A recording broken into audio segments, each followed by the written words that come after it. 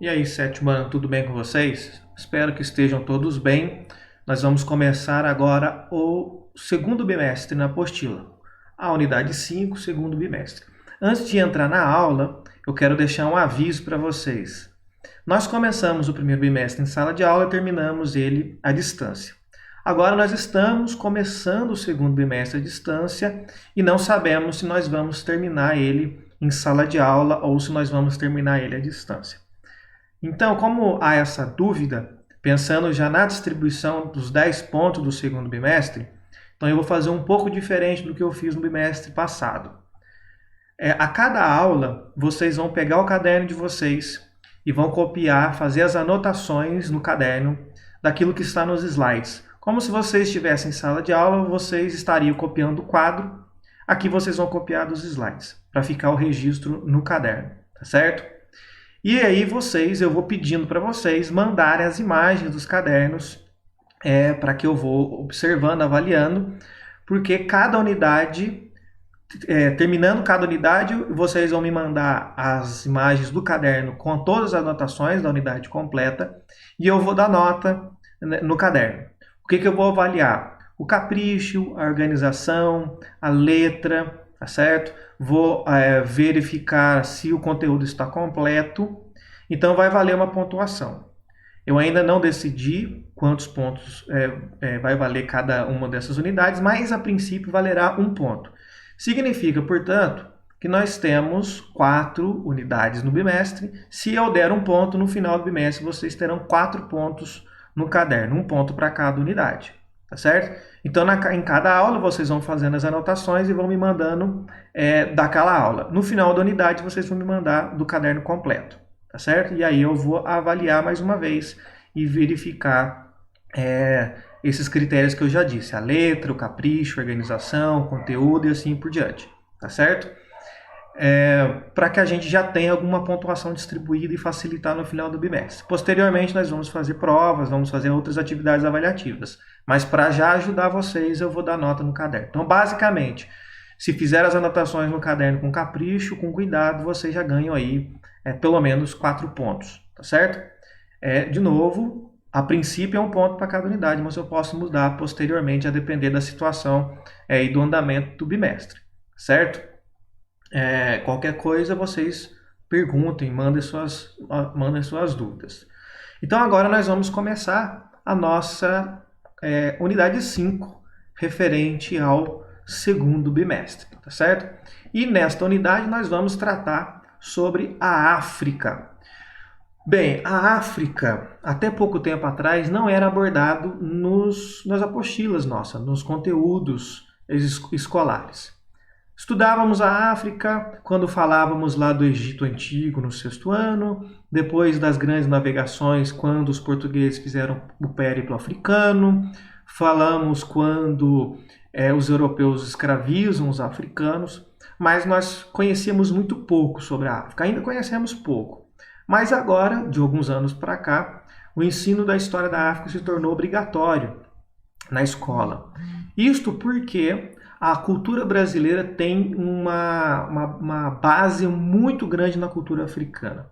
Então, veja, é até estranho um povo que tem elementos culturais africanos no seu dia a dia, no seu cotidiano, e nem sabe que é de origem africana, porque não conhece a história da África, não conhece a história desse continente tão importante, não só para nós, que temos muito da cultura africana na nossa cultura, mas para toda a humanidade também.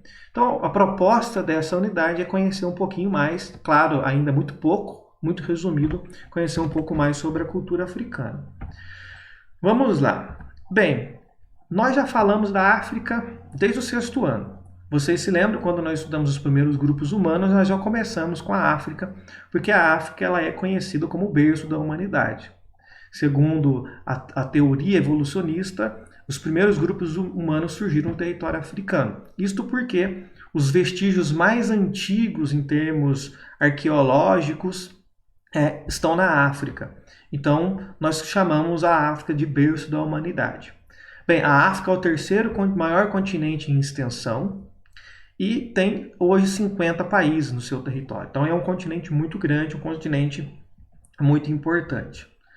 E um ponto interessante sobre a África, que nós, americanos e até mesmo os europeus, e aí nós, por conta dos europeus, temos essa visão errada sobre a África, de ter a ideia que a África tem um povo só.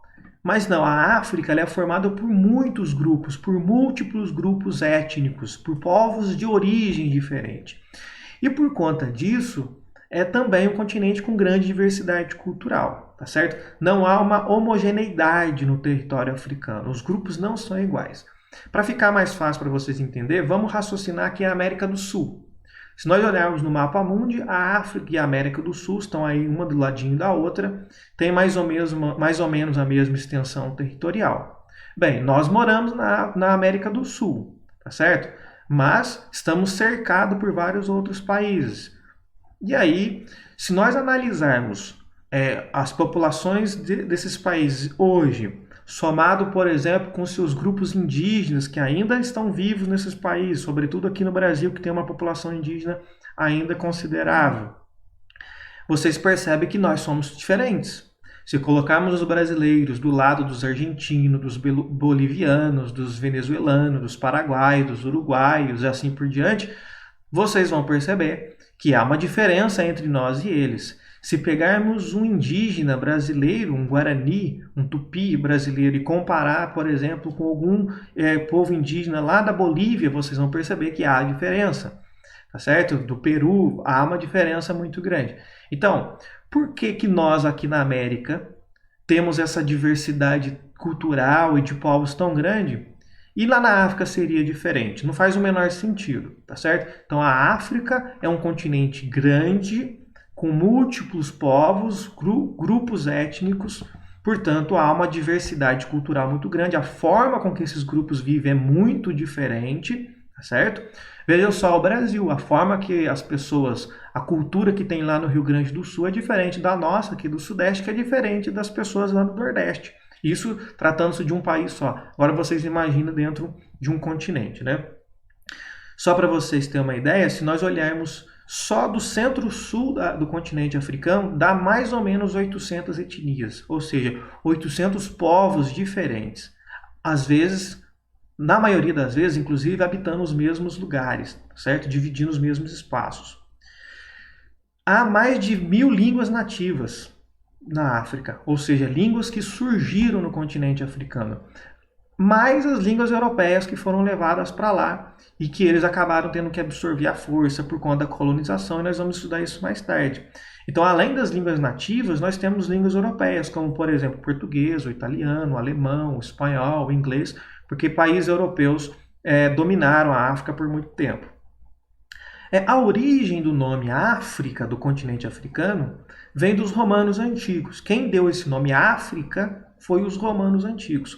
Mas antes disso, os gregos chamavam o continente africano de Líbia, tá certo? Ou o país de Lebu, ou também de Lubim, que é um personagem bíblico, tá certo? Então a Bíblia relata personagens que vieram da África, mas não utiliza o termo África, porque o termo África foi dado mais tarde pelos romanos antigos, tá certo? Bem, a África teve vários reinos fortes, importantes, principalmente entre o século XV e o século XVIII, tá certo? Muitos desses reinos vão sumir porque os europeus vão destruir, tá certo?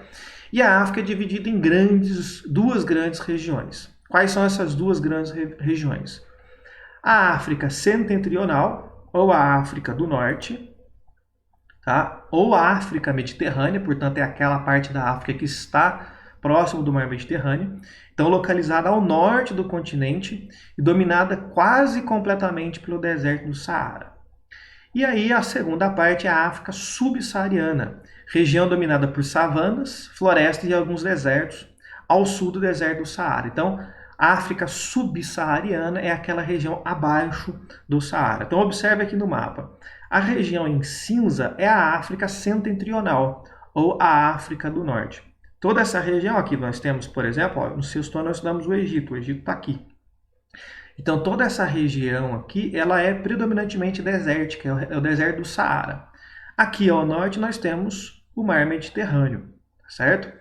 Então, aqui está a África setentrional, a África do Norte, a parte onde está o deserto do Saara, e toda essa parte verde é a África subsaariana, ou seja, a África abaixo do Saara. Aí, nesta faixa próxima, na divisa entre a África setentrional e a África subsaariana, nós temos uma região que começa a ter uma parte dela mais desértica, e à medida que nós vamos descer ao sul, esse deserto vai desaparecendo. Então aqui está o Saara, mas ainda há aqui uma parte mais desértica nessa região aqui, ao norte da África subsaariana. À medida que nós vamos caminhando para o sul, nós vamos encontrar grandes florestas, nós vamos encontrar a região de savana. A savana é uma região em que as árvores são mais espaçadas umas das outras, com grama, com uma área mais aberta, parecido muito com o cerrado aqui do Brasil, certo? E ainda, como eu disse, essa parte aqui há algumas áreas desérticas, tá certo? Então essas duas grandes regiões que dividem a África. Tratando agora da África subsaariana, ou seja, aquela parte abaixo do Saara, é uma região que desde o século XV e em diante, formada por grandes cidades, com um rico comércio e também uma produção muito grande de artesanato. Temos grandes áreas agrícolas e de pecuária, porque veja, quando se fala da África, as pessoas já imaginam uma África miserável, com fome e tudo mais. Bem, dá a impressão que a África inteira é um deserto e ela é improdutiva. Não é isso. Ela tem áreas bastante produtivas, áreas excelentes para a agricultura e para a pecuária. O problema da fome nós vamos ver posteriormente. Há muitos motivos para isso, mas não é uma questão só de território, de terra. Essa região ao sul, então a África subsaariana, teve contatos com vários grupos de comerciantes, de caravanas que vinham do norte. Então, como eles iam atravessar o continente africano, eles iam parando então nessa região da África subsaariana para descansar, porque a viagem era muito longa, e também para fazer comércio.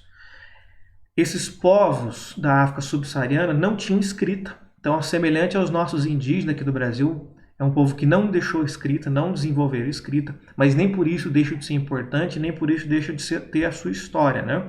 Como que nós conhecemos a história desses povos, então? Através da arqueologia, através de textos árabes, porque os árabes sim tinham escrita e foram muito para a África, conheciam muitos povos africanos. Então, os árabes faziam relatos sobre esses povos.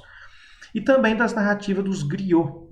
O griot é uma pessoa que é muito comum na África, que é aquela pessoa mais velha, mais idosa, que é conhecida como a contadora de história. Então ela é uma memória viva das pessoas de diferentes etnias que vão guardando as histórias que são passadas de geração em geração, de pai para filho. Então existem esses personagens, o griot, que é um contador de história. Portanto, nós podemos ouvir as histórias do griot e saber como que era a vivência desses grupos desde o passado, tá certo? Então, o griot ele é muito tradicional na cultura africana. Mesmo em diferentes povos, a figura do griot ele é muito presente e é muito importante, tá certo? E a África subsaariana, como eu disse, também terá grandes reinos, grandes riquezas nessas regiões. Mas nós vamos conhecer esses reinos em aulas futuras. Então, para cada reino, nós vamos ter uma aula só para cada uma delas para ficar mais fácil, certo?